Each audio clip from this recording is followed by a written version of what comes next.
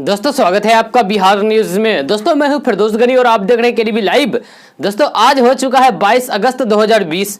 तो आज की बिहार की टॉप न्यूज लेकर आए हैं आपके लिए।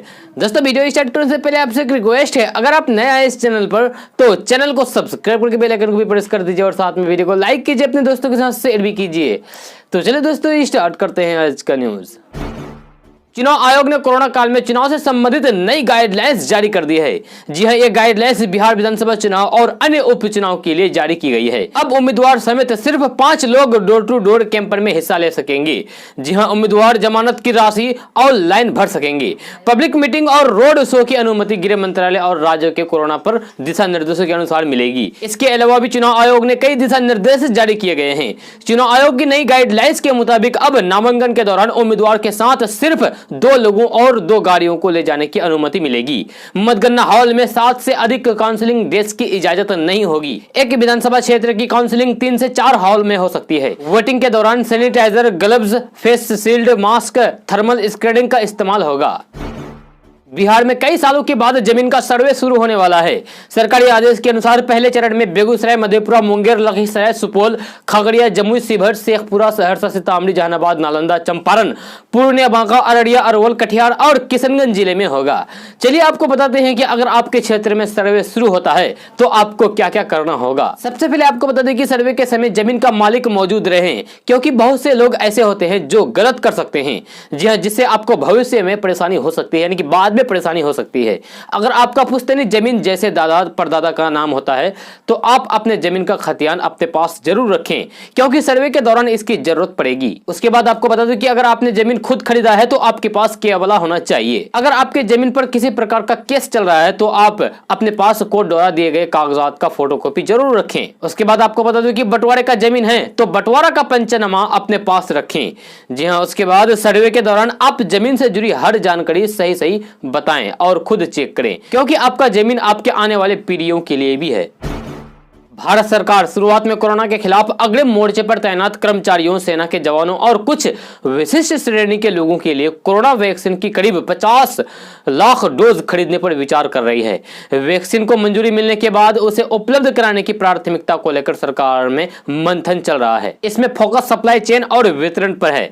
जी हां, अग्रिम मोर्चे पर तैनात कर्मचारी और सबसे ज्यादा जोखिम वाले लोगों को वैक्सीन उपलब्ध कराने के लिए रूपरेखा बन रहे हैं। सरकार बड़े स्तर पर वैक्सीन का वितरण करना चाहती है, जिससे ये जल्द से जल्द बड़ी आबादी तक पहुंच सके। आधिकारिक सूत्रों ने बताया कि स्थानीय वैक्सीन निर्माताओं ने सरकार से एक निश्चित बाजार का अनुमान बताने को कहा है, क्योंकि कोरोना वैक्सीन बनने पर एक शॉट कुछ ही हफ्तों के भीतर तैयार हो जाएगा। कंपनियों को वैक्सीन की डिमांड को लेकर आश्वस्त किया गया है। माना जा रहा है कि एक वैक्सीन इस साल के अंत या फिर अगले साल की शुरुआत में तैयार हो सकती है। बिहार में कोरोना संक्रमितों की निजी अस्पतालों में इलाज के लिए अधिकतम शुल्क निर्धारित कर दिया गया है। जी हां, राज्य के 20 श्रेणी में शामिल 5 जिलों भागलपुर, मुजफ्फरपुर, दरभंगा, गया और पूर्णिया के मान्यता प्राप्त अस्पतालों में आइसोलेशन वार्ड के कोरोना मरीजों के लिए अधिकतम प्रतिदिन 8,000, आईसीयू के मरीजों के लिए 12,000 और आईसीयू में वेंटिलेटर के साथ भर्ती के लिए 14,400 रुपया अधिकतम प्रतिदिन शुल्क तय किया गया है। जबकि गैर मान्यता प्राप्त निजी अस्पतालों के आइसोलेशन वार्ड के लिए 6,400 रुपए, आईसीयू के लिए 10,400 और आईसीयू में वेंटिलेटर के साथ के लिए 12,000 रुपए अधिकतम प्रतिदिन शुल्क तय किया गया है। सी श्रेणी के सभी शहरों में प्रतिदिन अधिकतम 9,000 रुपए देने होंगे। वहीं सी श्रेणी में शामिल बचे हुए सभी जिलों के मान्यता प्राप्त निजी अस्पतालों के आइसोलेशन वार्ड के लिए अधिकतम प्रतिदिन 6,000 रुपए, आईसीयू के लिए 9,000 रुपए, आईसीयू में वेंटिलेटर के साथ के लिए 10,800 रुपए तय किए गए हैं। इन जिलों के गैर मान्यता प्राप्त अस्पतालों के आइसोलेशन वार्ड के लिए 4,800 रुपए, आईसीयू के लिए 7,800 रुपए और आईसीयू में वेंटिलेटर के साथ इलाज के लिए 9,000 रुपए प्रतिदिन अधिकतम शुल्क का निर्धारित किया गया है। बिहार के पूर्व मुख्यमंत्री जीतन राम मांझी की पार्टी हिंदुस्तानी अवाम मोर्चा महागठबंधन से अलग हो गई है। बिहार विधानसभा चुनाव से पहले हुए इस राजनीतिक उठापटक को लालू खेमे के लिए झटका माना जा रहा है। अब इस फैसले पर जीतन राम मांझी की बेटी और एमएलसी संतोष सुमन ने बड़ा बयान दिया है। उन्होंने कहा कि महागठबंधन में शामिल दल सोचते थे कि हमारे पास क्षमता नहीं है। इसके साथ उन्होंने कहा कि उस गठबंधन में बिहार के विकास की और गरीबों के हित की बात नहीं हो रही थी, इसलिए हमने अलग होने का फैसला किया। संतोष सुमन ने कहा कि गठबंधन के लोग हमें समझ नहीं रहे थे। वो सोचते थे कि इन लोगों में क्षमता नहीं है, ये कुछ नहीं कर सकते हैं। इस उपेक्षा का दंश हम सब झेलते। 1-1.5 साल से हमारे गठबंधन के बड़े नेताओं के साथ कोई बातचीत नहीं हुई। ये उपेक्षा कहीं ना कहीं घातक थी। उन्होंने आगे कहा है कि बिहार के विकास की और गरीबों के हित की बात नहीं थी, इसलिए हमने सोचा कि हम लोगों को अलग होकर गरीबों की लड़ाई लड़नी चाहिए। एक नए शोध में दावा किया गया है कि बच्चों के जरिए वैश्विक महामारी कोरोना का संक्रमण बेहद तेजी के साथ फैलता है। यानी बच्चे कोरोना के वे संवाहक हैं जिनमें इनके लक्षण नजर नहीं आते हैं। जी हां, इस नए शोध से यह स्पष्ट है कि नोवेल कोरोना के सामुदायिक प्रसार में बच्चों की भूमिका अनुमान से कहीं अधिक होती है। यह शोध 192 नाबालिग बच्चों पर किया गया, जिनमें से 49 बच्चे कोरोना से संक्रमित मिले थे। जी हां, एक नए शोध में बताया गया है कि स्तनपान कराने से बच्चों के संक्रमण का प्रसार नहीं होता है। बिहार के मुजफ्फरपुर के पास साहेबगंज में जमीन दोज हो चुके घर की खोदाई में निकले सोने चांदी सिक्के और आभूषणों से भरे आधा दर्जन पीतल के बक्से मिले हैं। जी हां, हालांकि घर मालिक ने इन्हें लूट लिए जाने की शिकायत पुलिस से की है। गृह स्वामी वकील चंद्रशेखर आजाद ने थाने में FIR दर्ज किए हैं। इसमें गांव के ही 4 लोगों को आरोपित किया गया है। अधिवक्ता ने बताया कि 1934 के भूकंप में उनका घर मिट्टी में दब गया था। इसमें सोना चांदी और सिक्कों से भरे पीतल के बक्से भी दब गए थे। जमीन परती पर गई और मिट्टी का टील बन गया था।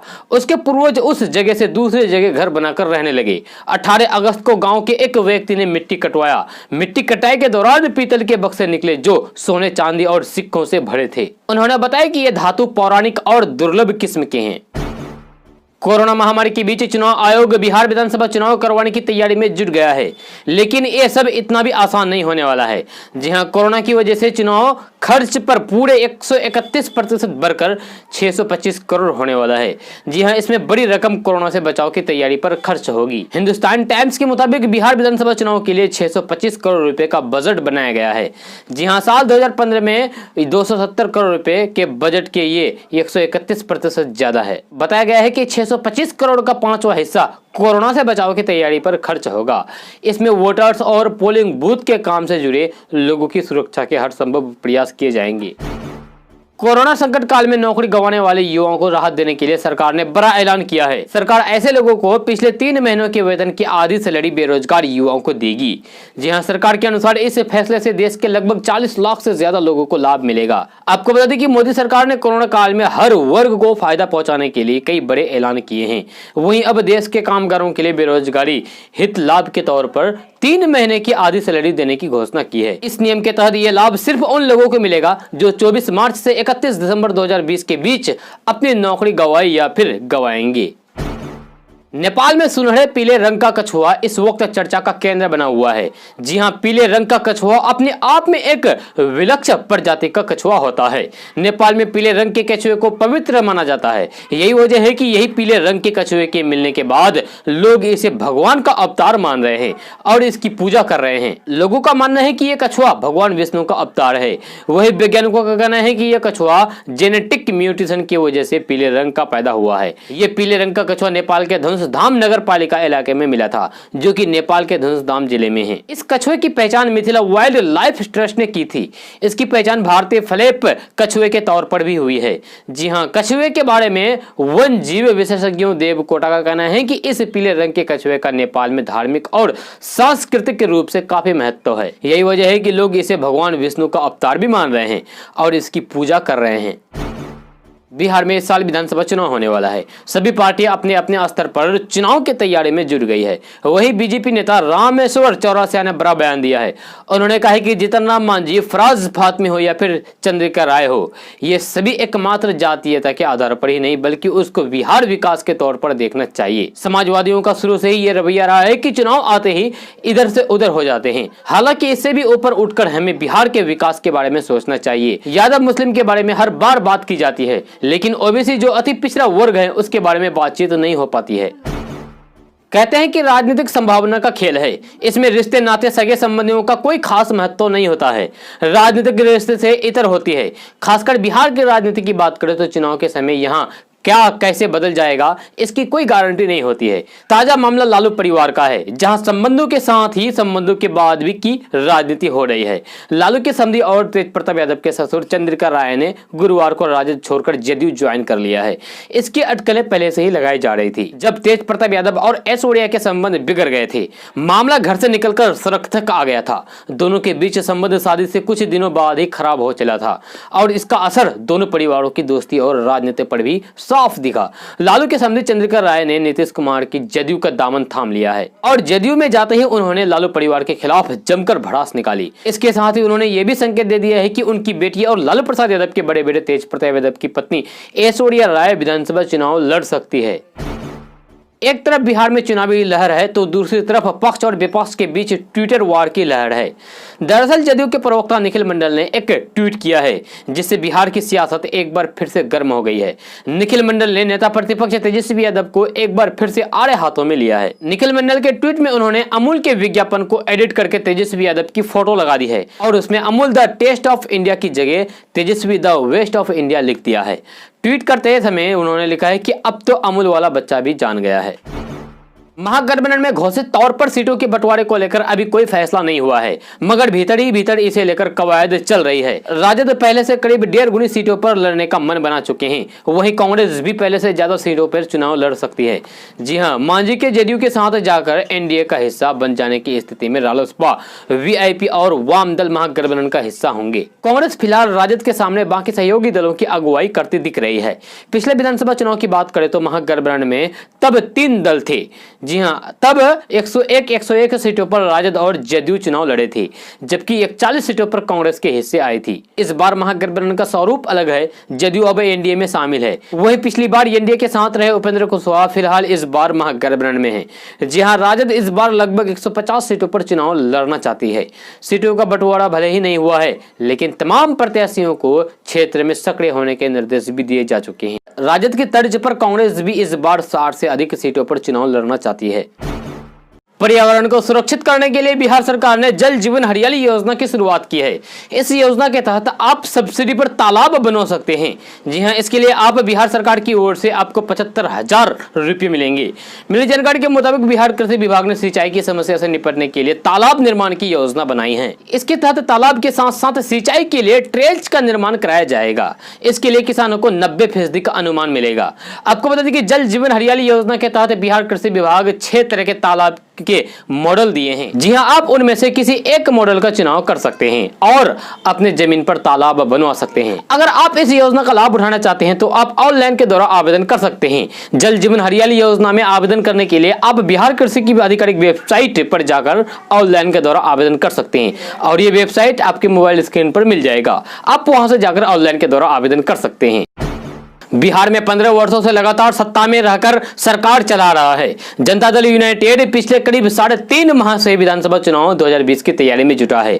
प्रखंड से लेकर राज्य स्तर तक के कार्यकर्ताओं को यह साफ साफ संदेश दिया जा चुका है कि उन्हें जनता के बीच किन मुद्दों को लेकर जाना है। रही बात विधानसभा चुनाव के टिकट को लेकर, तो इस मसले में अभी कोई भी बात सतह पर तो नहीं दिख रही है। दलीय सूत्रों की माने तो पहले गठबंधन में सीटों के फॉर्मूले पर सहमति बनेगी, फिर दल के अंदर अभ्यर्थियों पर मोहर लगने की प्रक्रिया आरंभ होगी। चूंकि 2015 में जदयू ने महागठबंधन बनाकर राजद और कांग्रेस के साथ चुनाव लड़ा था, तो स्थितियां एनडीए से भिन्न थी।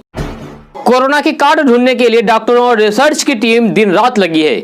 इस प्रक्रिया में आयुर्वेद भी लगातार प्रयोग कर रहा है। All India institute of Ayurveda यानी कि AIIA ने निसर्ग हर्ब्स नाम की कंपनी के साथ समझौता किया है। ये दोनों संस्थाएं यह प्रशिक्षण करेगी कि कोरोना से लड़ने में नीम कितना कारगर है। इस प्रशिक्षण को फरीदाबाद के ESIC अस्पताल में किया जाएगा। इस प्रशिक्षण में यह टीम 250 लोगों पर इस बात का प्रशिक्षण करेगी कि नीम के तत्व कोरोना के संक्रमण को रोकने में कितना कारगर है। इस रिसर्च में मुख्य रूप से यह पता लगाया जाएगा कि नीम के कैप्सूल कोरोना मरीजों के संपर्क में आने वाले लोगों को इस बीमारी से दूर रखने में कितना प्रभावी है।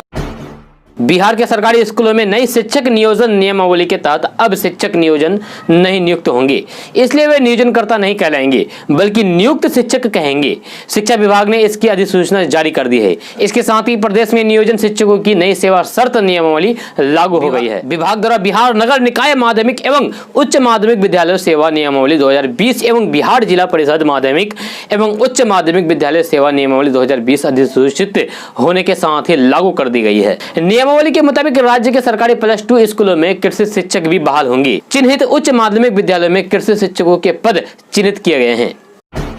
बिहार में नियोजित शिक्षकों को लेकर वर्षों से जारी सियासत अभी भी जारी है। सत्ता पक्ष और विपक्ष शिक्षकों के मुद्दे पर एक दूसरे पर जमकर हमला कर रहे हैं। ताजा मामला बिहार में बीते दिनों शिक्षकों के लिए लागू होने वाले सेवा शर्त से जुड़ा है। जहां आपको बता दूं कि हाल ही में राज्य सरकार ने प्रदेश के नियोजित शिक्षकों को नियोजित शब्द से अलग रखते हुए उन्हें सेवा शर्त से जोड़ने का ऐलान किया था। इसके बाद विपक्ष ने सरकार पर हमला बोला है। राजद कह रहे हैं कि अगर उनकी सरकार बनी तो बिना शर्त शिक्षकों की सभी मांगे मान लेंगे। आरजेडी के दो नेता इस मुद्दे पर अलग अलग तरीके से राज्य सरकार पर हमला बोल रहे हैं। पूर्व मंत्री शिवचंद्र राम कहते हैं कि अगर प्रदेश में अगली सरकार हमारी पार्टी की आई तो हम लोग बिना शर्त इन शिक्षकों की तमाम मांगों को मान लेंगे। वहीं पूर्व मंत्री श्याम रजक कहते हैं कि राज्य सरकार शिक्षकों और दूसरे नियोजन कर्मचारियों में भेदभाव करती है, जो नहीं होना चाहिए। बिहार विधानसभा चुनाव में नेता प्रतिपक्ष एवं राजद नेता तेजस्वी यादव ने शुक्रवार को ट्वीट करके देश में पटना को गंदगी का मामले में नंबर 1 स्थान मिलने पर बिहार में नीतीश सरकार के 15 वर्षीय सुशासन पर एक बार फिर से निशाना साधा है। वही तेजस्वी यादव ने पटना को देश में गंदगी को लेकर पहला स्थान मिलने पर 15 वर्षों के सीएम नीतीश कुमार को कोटि कोटि बधाई दी है। जी हाँ, वही तेजस्वी यादव ने कहा है कि चलिए, नीतीश कुमार के 15 वर्ष सुशासन में बिहार ने देश में कहीं तो नंबर 1 एक स्थान पर हासिल किया है। याद रहे, केंद्र सरकार द्वारा जारी किए गए गाइडलाइन स्वच्छता रिपोर्ट में बिहार को सबसे फीसदी स्थान पर रखा गया है। इसके अलावा केंद्र सरकार की रिपोर्ट में बिहार की राजधानी पटना को देश में स्वच्छता के मामले में 47वां स्थान दिया गया है। बिहार विधानसभा चुनाव में दलित वोट को लेकर सियासी दांवपेच शुरू होने लगी है। जेडीयू और राजद दोनों ही पार्टियां खूब दलित हितैषी बताने में कोई कोर कसर नहीं छोड़ रही है। वहीं जीतन राम मांझी ने महागठबंधन से नाता तोड़ लिया है और जेडीयू के साथ हाथ मिला सकते हैं। जी हां, तेजस्वी यादव के लिए एक बड़ी चुनौती साबित हो सकती है। ऐसे में मांझी फैक्टर के तोड़ के लिए आरजेडी ने अपने दलित नेताओं की पूरी फौजी मैदान में उतार दी है। इस तरीके से दोनों पार्टियों के बीच दलित मतों को लेकर सहमत का खेल शुरू हो गया है। बिहार के मुख्यमंत्री नीतीश कुमार ने कहा है कि राज्य में पर्यटन के क्षेत्र में असीम संभावनाएं हैं। इसके मद्देनजर धार्मिक, ऐतिहासिक, शैक्षणिक, पुरातात्विक तथा वैज्ञानिक स्थलों को एक साथ चिन्हित करके विकसित किया जाना चाहिए।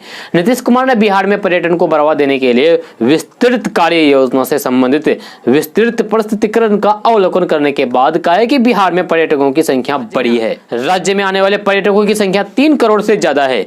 राजगीर, बोधगया और वैशाली में सबसे ज्यादा विदेशी पर्यटक आते हैं। उन्होंने कहा कि रोजगार सृजन में पर्यटक की महत्वपूर्ण भूमिका है। मुख्यमंत्री नीतीश कुमार ने कहा कि बिहार में पर्यटन को और बढ़ावा देने के लिए कई कार्य किए जा रहे हैं। राज्य में पर्यटकों को आकर्षित करने के लिए ऐतिहासिक, धार्मिक, शैक्षणिक, पुरातात्विक तथा वैज्ञानिक स्थलों को एक साथ चिन्हित करके विकास किया जाएगा। भारत में कोरोना का कहर जारी है और संक्रमितों का ग्राफ लगातार बढ़ता ही जा रहा है। देश में कोरोना संक्रमण के मामले तेजी से बढ़ रहे हैं। सिर्फ अगस्त महीने में अब तक देश के 12 लाख से ज्यादा नए मरीज सामने आए हैं।